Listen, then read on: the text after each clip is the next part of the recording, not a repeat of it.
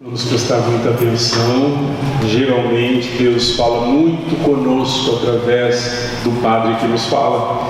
Então, preste toda atenção, desligue esse celular, largue mão do folheto, largue mão do livro de canto e preste muita atenção, abra seu coração esta manhã. Hoje é o terceiro domingo da Páscoa e vamos olhar para a história de uma pesca. Quem gosta de pescaria, vai gostar desta história. E nesta história vamos ver como Jesus dá conselhos a pescadores.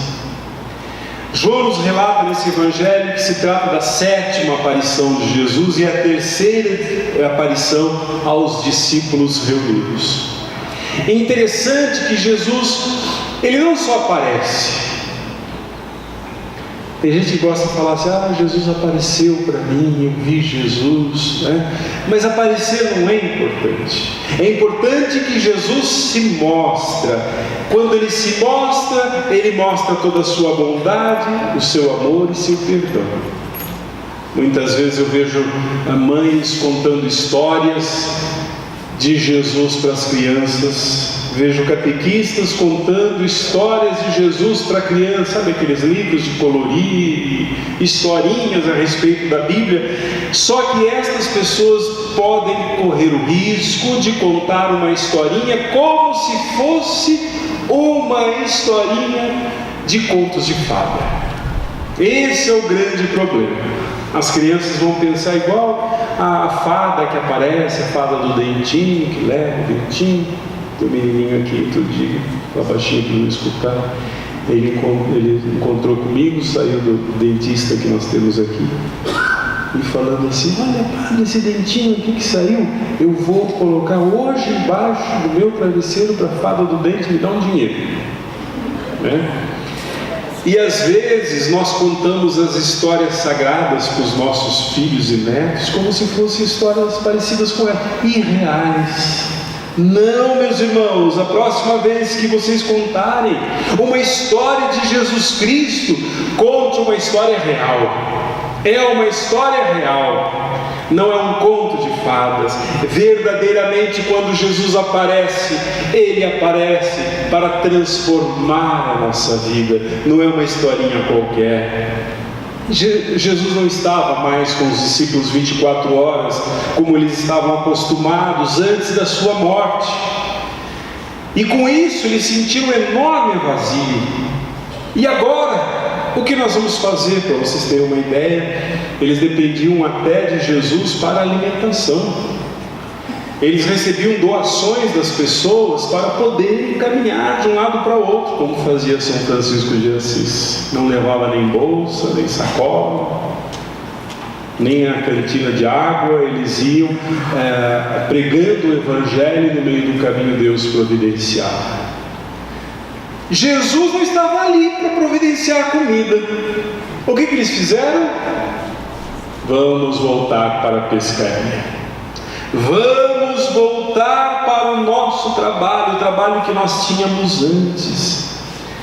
Eu acredito que os discípulos erraram feio, porque eles voltaram para aquilo que eles haviam deixado no passado. Tiveram medo de continuar, tiveram medo de começar do zero. Sabe por que nós não crescemos financeiramente? Não crescemos moralmente, não crescemos espiritualmente, porque nós tentamos encontrar saídas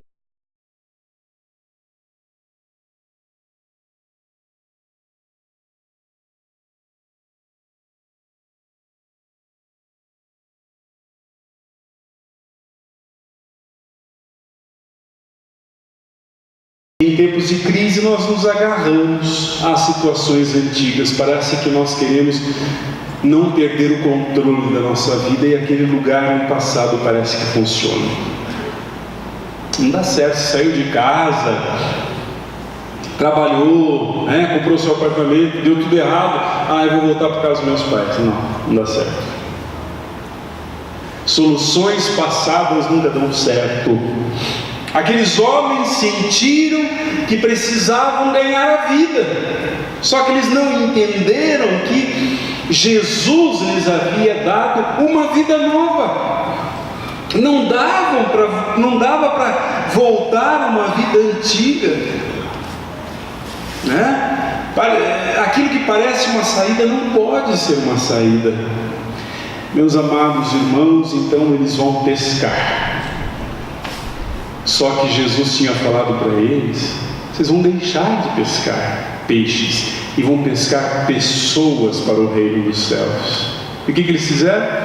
Voltaram a pescar peixes. Olha só, Jesus tinha dado um novo propósito na sua vida, mas eles fugiram desse propósito. O problema é que eles estavam fugindo para não obedecer. Fugir para não obedecer. Eles foram chamados por Deus para confiarem plenamente nele, em Deus, em todas as situações de problema emocional, físico e também financeiro. Muitos de nós, meus irmãos, nos escondemos de Deus e daquilo que Ele tem para nós. Ele tem coisas ótimas para nós, mas preferimos ficar só com as coisas boas.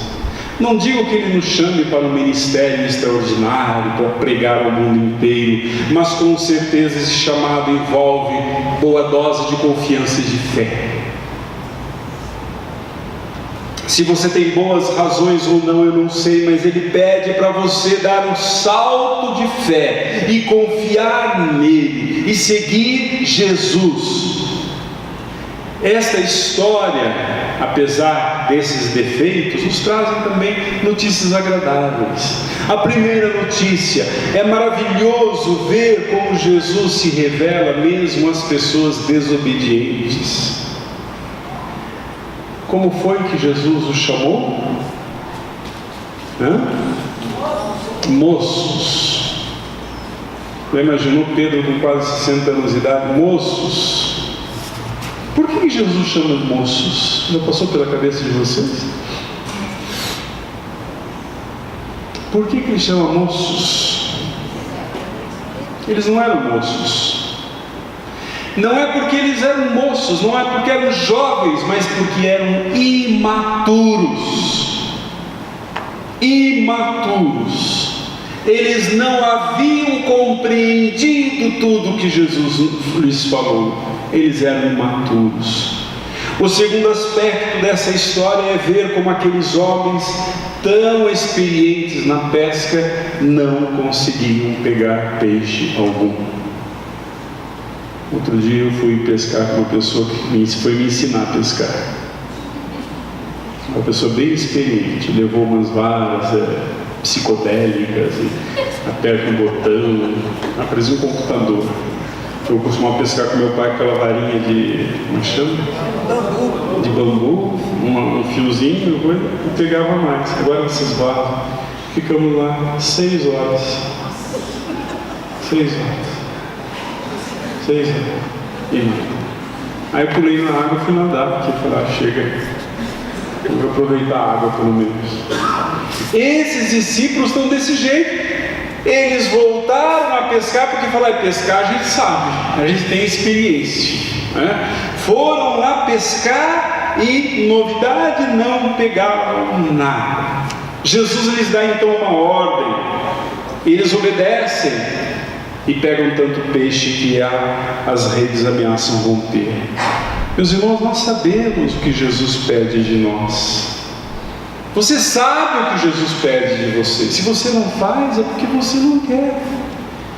Ele fala para você perdoar. Por que você não perdoa? Ele ordena que nós deixemos o caminho da maldade e não deixamos. Nós insistimos sempre em não jogar as redes.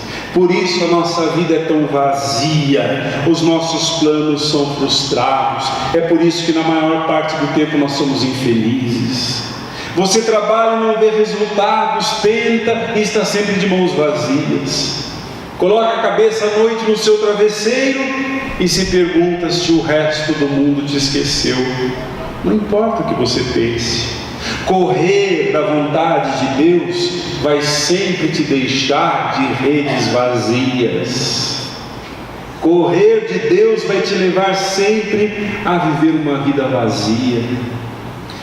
E assim que chegou a manhã e os discípulos estavam à margem, Jesus apareceu e lhes perguntou: rapazes, vocês não pegaram nada?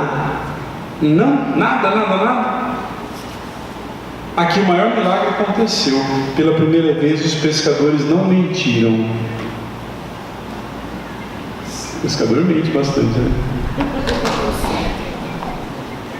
Pela primeira vez eles não mentiram. Vocês não pegaram nada? Nada, Senhor, né? Não são como aqueles pescadores que falam: eu peguei, mas eu soltei, sabe? Eu tenho dó do peixe. Não, eles não pescaram nada. Seus olhos, e naquele momento eles não reconhecem que é o Senhor que está falando com ele, porque os olhos espirituais não conseguem ver. Quanta coisa que a gente não consegue ver. Quanta coisa. Eu achei muito interessante a proposta de Jesus. Vocês não pescaram do lado direito? Joguem a rede do lado esquerdo. Como assim? Parece, é uma proposta bem ridícula, gente. Eu nunca ouvi falar que se você não está pescando de um lado do barco, do outro lado você vai pescar. Nunca ouvi falar nisso. Eu não sei se eu faria isso, mas eles obedeceram e começaram a pegar muitos peixes, 153 grandes peixes. Eu não sei por que eles contaram também, mas isso não interessa. Interessa que a proposta inocente de Jesus funcionou. O que nós ganhamos obedecendo a palavra de Deus? O que você ganha obedecendo os mandamentos que Ele deixou? O que você ganha obedecendo os mandamentos da igreja? O que você ganha indo à missa aos domingos? O que você ganha em rezar? Parece um conselho inútil, né? Olha, vá à missa, sabe? Ao invés de dormir até meio-dia, acorde mais cedo e vá à missa das 11. Para quê? Qual a finalidade? Conselhos inúteis. O que eu vou fazer na missa? Vou receber um monte de amigos, vou tomar um monte de cerveja, vou comer churrasco, né? Parecem conselhos inúteis. Não importa para Jesus, não importa o sentido que as coisas façam aqui, olha. Não importa o que as coisas, que sentido que façam aqui, mas aqui no coração. Jesus promete muitas bênçãos àqueles que guardam a sua palavra no coração. Levantar cedo para ir à missa no domingo cheio de sol parece não fazer sentido, e às vezes o que Jesus nos pede parece não fazer sentido. Amar o inimigo não faz sentido. Oferecer a outra face, dar sem esperar receber nada em troca, parece não fazer sentido. Deus continua usando coisas bobas para mostrar quem Ele é. É nas coisas simples, nas coisas bobas e difíceis de obedecer que provamos a nossa fé. Não tem sentido ir à missa no domingo 11 horas. Mas se eu for, significa que a minha fé é muito grande. Mas uma coisa aconteceu de estranho no final desta história. Logo que eles pisaram na terra, viram Jesus fazendo o quê? Quem está dormindo, acorde. O que Jesus viu, o que eles viram? Fogo assando peixe.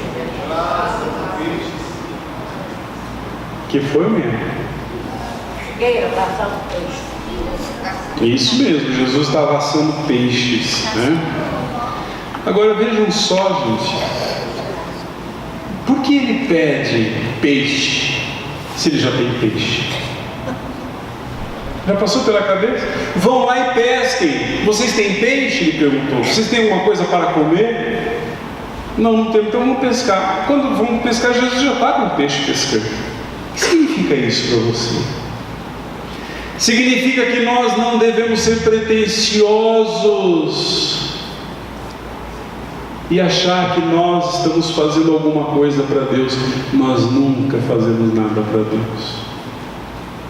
Quando estamos pensando que estamos dando alguma coisa para Deus, é Deus que está dando para nós. Não seja pretensioso. Não seja orgulhoso, não ache que você está fazendo muita coisa. Você nunca vai fazer muito para Deus. É Deus sempre que te prepara um banquete. Isso acontece muito dentro da igreja, né? Se eu sair desta paróquia, o mundo vai desabar. O mundo, porque eu sou uma pessoa muito... Eu canto salmo como ninguém. Aliás, parabéns pelo salmo de hoje, né? Valeu a pena chamar a atenção.